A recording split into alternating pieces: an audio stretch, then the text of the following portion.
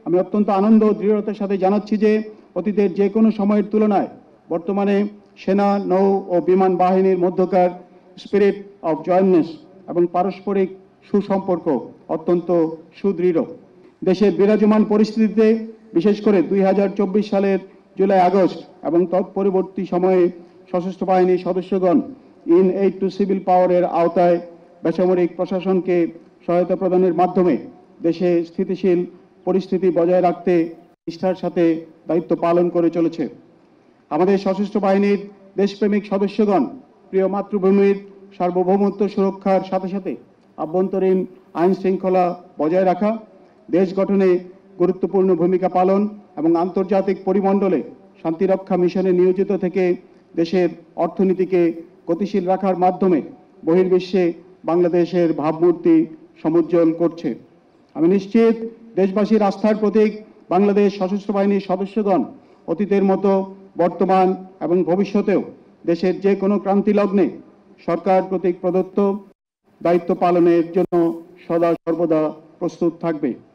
আমাদের সকলের প্রচেষ্টায় আন্তর্জাতিক পরিমণ্ডলে খুব শীঘ্রই প্রাণপ্রিয় বাংলাদেশকে আমরা একটি সুখী ও সমৃদ্ধশালী দেশ হিসেবে প্রতিষ্ঠিত করতে সক্ষম হব ইনশাআল্লাহ।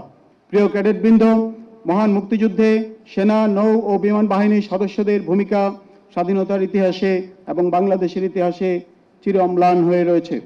স্বাধীনতার পর হতে অদ্যাবধি সেনা, নৌ ও বিমান বাহিনীর সদস্যগণ দেশের যে কোনো প্রয়োজনে ঐক্যবদ্ধ হয়ে কাজ করে চলেছে। আমরা জানি যে কোনো কাজেই ঐক্যতাই সাফল্যতার মূল চাবিকাঠি। তাই দেশমাতৃকার সার্বিক কল্যাণে আমাদের সকলকে সম্মিলিতভাবে কাজ করার মন মানসিকতা গড়ে তুলতে হবে।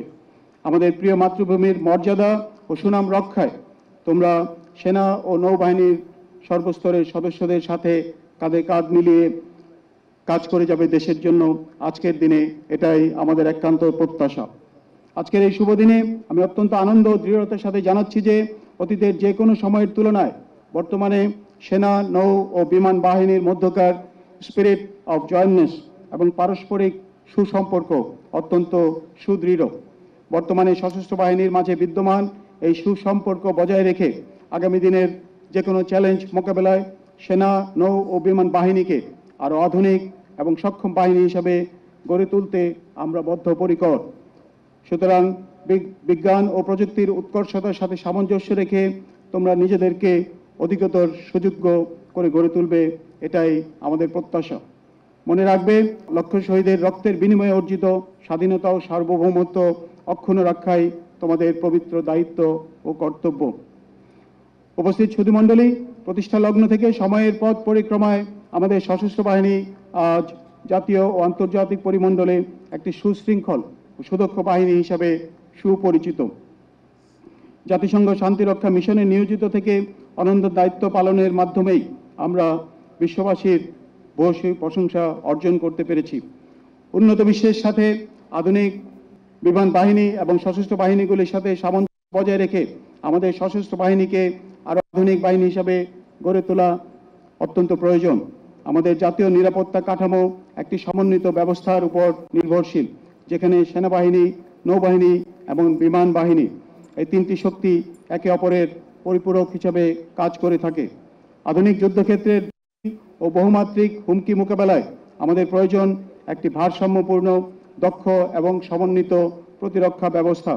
এই প্রেক্ষিতে সেনা, নৌ ও বিমান বাহিনীর সক্ষমতা অর্জনে সমানুপাতিক অগ্রগতি আবশ্যক। এই লক্ষ্য অর্জনে বর্তমান সরকার প্রতিটি বাহিনীর আধুনিকায়ন ও প্রযুক্তিগত উৎকর্ষতা সাধনে কাজ করে যাচ্ছে।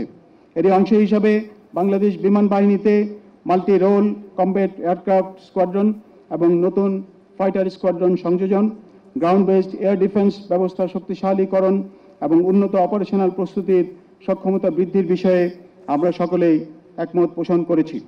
সাম্প্রতিক সময়ে সংগঠিত বিভিন্ন জাতীয় গুরুত্বপূর্ণ বিষয়ে বিমান বাহিনীর দেশপ্রেমিক সদস্যগণ দেশের আপামর জনগণের স্বার্থে সহায়ক ভূমিকা পালন করে আসছে।